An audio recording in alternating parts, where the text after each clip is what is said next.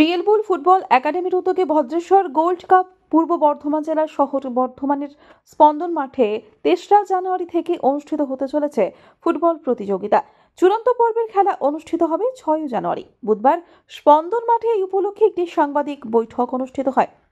উদ্যোক্তারা জানান, অ্যাকচুয়ালি আমরা বর্ধমানের বুকে এই প্রথম দুটো বর্ধমান, পূর্ব এবং পশ্চিম বর্ধমানে এর আগে কোনোদিন এরকম ধরনের টুর্নামেন্ট হয়নি। যে টুর্নামেন্টের রিস্ক আমরা নিয়েছি একটাই কারণে, যে বর্ধমানের ফুটবল অদমিত, সেই অদমিত ফুটবলকে আবার যাতে লাইমলাইটে আনা যায়। ৮৩ বিশ্বকাপে যদি ইন্ডিয়া চ্যাম্পিয়ন না হতো ক্রিকেটে, তাহলে আজ ক্রিকেটের এরকম মান হতো না। তো আমরা এই ফুটবল টুর্নামেন্টটা করে বর্ধমানবাসীর উদ্দেশ্যে বলতে চাই যে আমাদের ট্যাগলাইন হচ্ছে মাঠমুখী হোক শৈশব। আপনার বাচ্চা মোবাইল ছাড়ুক, আবার ফুটবল মাঠে আসুক, আমাদের সঙ্গে সবাই থাকুক। আগামী দিন বর্ধমানের আকাশে যেন আবার বর্ধমানের ফুটবলাররা কলকাতার মাঠে আলোকিত করে খেলে, এটাই আমাদের বার্তা। এর আগেও আমাদের একটা কোচিং ক্যাম্প আছে যেটার নাম রিয়েল বুল ফুটবল একাডেমি। সেই কোচিং ক্যাম্পে থেকে বর্ধমান জেলায় অনূর্ধ্ব 16 আমাদের 6টা ছেলে গেছে। মোহামেডান স্পোর্টিং ক্লাবে আমাদের 2টো ছেলে খেলে, এটিকে মোহনবাগানে আমাদের 1টা ছেলে খেলে। তো আগামী দিন আপনারা যদি আরও একটু সহযোগিতা করেন, আগামী দিন আমরা আরও কিছু ভালো ছেলেকে বর্ধমানকে উপহার দেওয়ার চেষ্টা করব।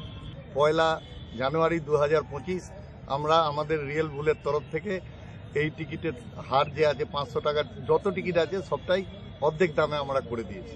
এখানে 2200 ক্যাপাসিটি আছে, সেই জন্যই টিকিটের দাম আমাদের বাড়াতে হয়েছিল। কত টাকা টিকিট ছিল, কত টাকা এখন হয়েছে?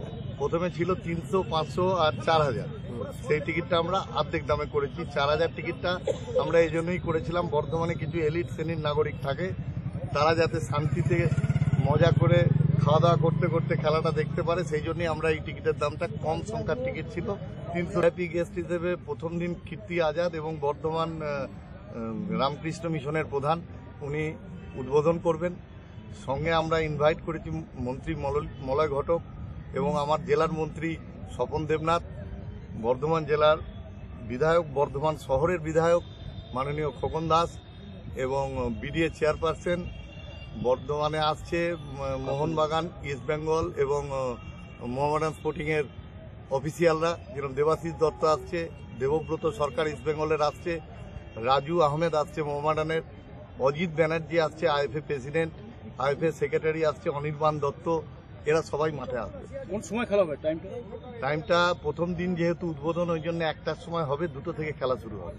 প্রত্যেক দিনই আমরা চেষ্টা করব যাতে 2টোয় খেলাটা শুরু হয়। খেলার টাইমিং কি আছে? 2টো থেকে ম্যাক্সিমাম 4টে। গেস্ট 6 তারিখে যিনি আসছেন বাইচুং ভুটিয়া, ইন্ডিয়ান আইকন, আর থাকছেন আরও কিছু প্রাক্তন ফুটবলার যারা আমার বর্ধমানেই থাকে।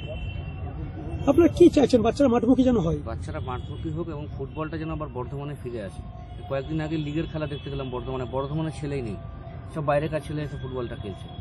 তো বর্ধমানের ছেলে বাচ্চারা বর্ধমানে যাতে ফুটবল খেলে এবং বর্ধমানের ফুটবল খেলাটা যেন আবার এগিয়ে যায়, যেরকম আমরা যে টাইমে খেলতাম সেরকমভাবে যেন অনেক প্লেয়াররা আসে, মাঠমুখী হয়, সেই সব আমাদের ট্যাগ লাইন।